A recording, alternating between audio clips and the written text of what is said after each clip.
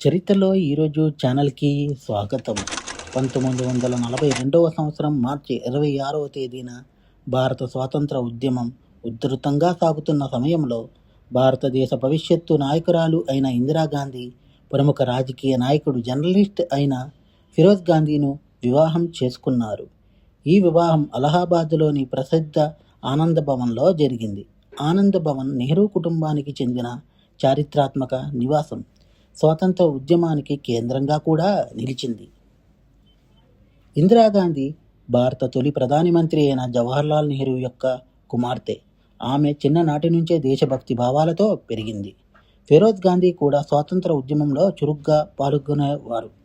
ఈ వివాహం సాధారణంగా జరిగినప్పటికీ ఆ కాలంలో ఇది చాలా చర్చనీయాంశం అయ్యింది. వేరువేరు నేపథ్యాల నుంచి వచ్చిన ఇద్దరు వ్యక్తులు కలిసి జీవితం ప్రారంభించడం అప్పట్లో ప్రత్యేకంగా భావించబడింది. వివాహం తర్వాత ఇద్దరు భారతదేశ రాజకీయాల్లో కీలక పాత్ర పోషించారు. తరువాత ఇందిరాగాంధీ భారతదేశ ప్రధానమంత్రిగా ఎదిగి దేశ చరిత్రలో ఒక ముఖ్యమైన నాయకురాలిగా నిలిచారు. ఈ వివాహం వ్యక్తిగత జీవితానికి మాత్రమే కాకుండా భారతదేశ రాజకీయ చరిత్రలో కూడా ఒక ప్రత్యేకమైన అధ్యాయంగా నిలిచింది. మా కంటెంట్ మీకు నచ్చినట్లయితే లైక్ చేయండి, షేర్ చేయండి, సబ్స్క్రైబ్ చేయండి. మా ఛానల్ యొక్క నోటిఫికేషన్ మీ వరకు అందాలంటే కింద కనబడుతున్న బెల్ ఐకాన్ని ట్యాప్ చేయండి. Thank you.